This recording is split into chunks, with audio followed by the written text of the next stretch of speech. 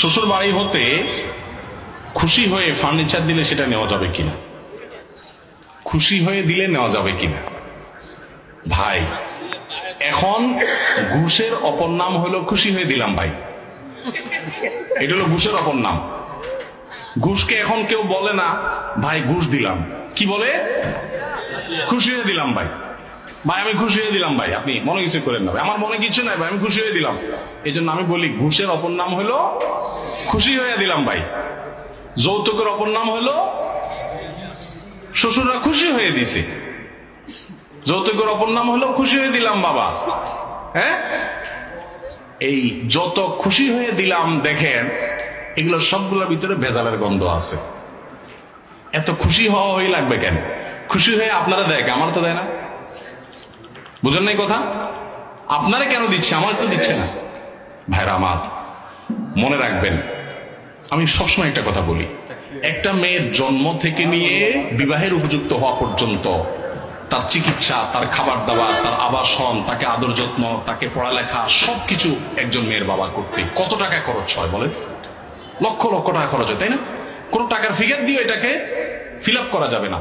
এরপরে রেডি করার পর মেয়েটাকে, আস্ত মেয়েটাকে তুলে গাড়িতে উঠে আপনার বাড়িতে দিয়ে দিচ্ছে সারা জীবনের জন্য। পড়ালেখা করেছে মেয়ের বাপ মা, সুবিধা ভোগ করবে আপনার ছেলে মেয়ে আপনার সংসারে যায়, আপনার বাপের বাড়িতে গিয়া। রান্নাটা শিখেছে তার মা, রান্না করে খাওয়াবে আপনার 14 গোষ্ঠীরে আপনাকে। তাকে বড় করেছে তার বাপ মা, আর তার সুবিধা ভোগ করবেন আপনি।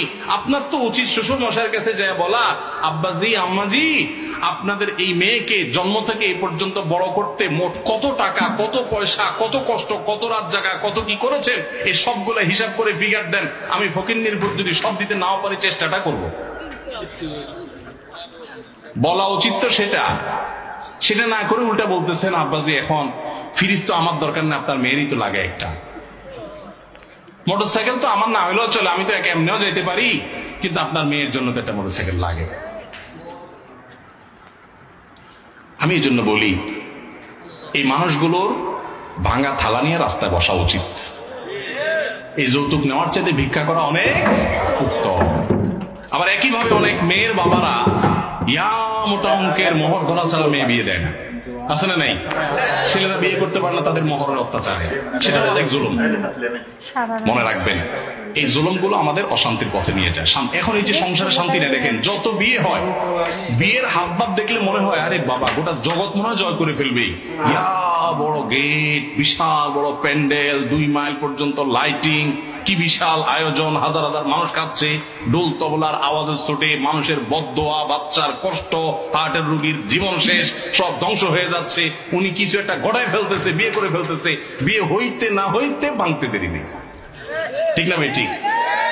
যত গর্জে তত বর্ষে। আর ওই যে চাচা জেঠারা আছে এখানে, বাপ চাচারা আছে, মুরব্বীরা আছে, ভিতরে ভিতরে একটু খোঁজ নেন তো। বিয়ের সময় এই সমস্ত আপনাদের মতো এত ডোল তবলা বাজানি তো পরের কথা, এত ডাকডোল পিটানো তো করার কথা, এত জাকজমক করা তো পরের কথা। কোন রকম যে বিয়ে করে চলে আসছে টেরও পায় নাই তেমন কেউ, চুপে চাপে বা অল্প স্বল্পর মধ্যে সেরে ফেলছে। কিন্তু চাচির সাথে মহব্বত এত সত্য মাশাআল্লাহ, এত প্রগাঢ়।